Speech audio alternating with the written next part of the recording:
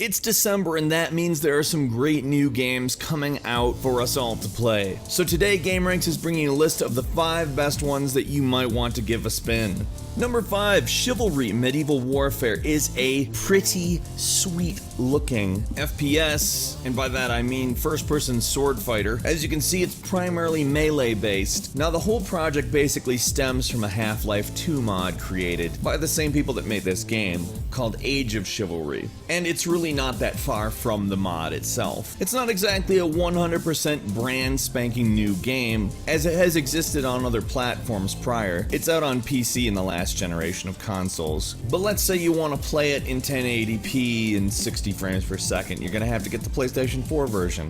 On top of that, the amount of players has been boosted in the new console versions, from 12 to 24. There's not really too many other games like this, and I'm not even talking specifically about the swordplay element. Just a melee-based first-person multiplayer game is rare, and whether you have or haven't played it on another platform, it's definitely worth a go. Number 4, Among the Sleep is a first-person horror exploration game. You play as a toddler. That right off should tell you that this is not a normal game. You can walk and crawl or even run for a limited period of time, which does wear the kid out, obviously. You're essentially trying to go from point A to B without getting caught by a quote-unquote monster, which for most of the game is a feminine figure that whispers lullabies in, you know, the creepy way that all lullabies are in horror stuff. And for a shorter period of time, a trench coat wearing figure. The game itself is kind of just sad if you really get down to it. It's scary, but then when you start to think about it, it's more just sad, which kudos to the developers for attempting to present something in such a different way. Number 3, Tom Clancy's Rainbow Six Siege. So you're probably pretty familiar with the Rainbow Six series,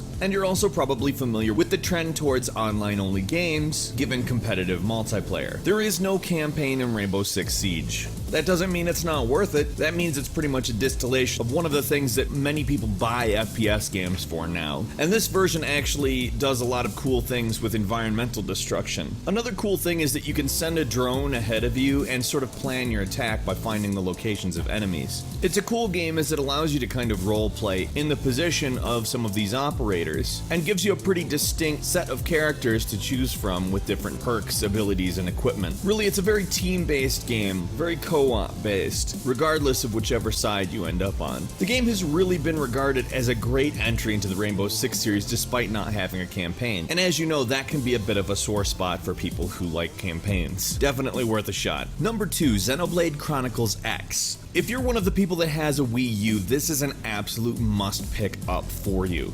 especially if you like JRPGs. Something about the way that JRPGs do open world when they do it shows a much better grasp on story elements than a lot of open world games do. When the Xeno series moved to open world a few games ago, that's exactly what people came to expect of it. Now, it's not a direct sequel to Xenoblade Chronicles, it's more of a spiritual successor, and has a pretty interesting plot set in the not too distant future that involves humanity evacuating Earth and getting stranded on another planet. In 2054, no less, which I don't know if we're going to be at that point. But still, it's fun to fantasize, and it's even more fun to play this game. Again, if you have a Wii U, this is something you need to pick up. And finally, number 1, possibly one of the most anticipated releases of the year, Just Cause 3. Now, you know that Just Cause always has a story, a plot, characters, and that's probably not why you're looking forward to it. Just Cause, as you know, is the definitive chaos simulator, and this one is gorgeous. I cannot overstate how pretty,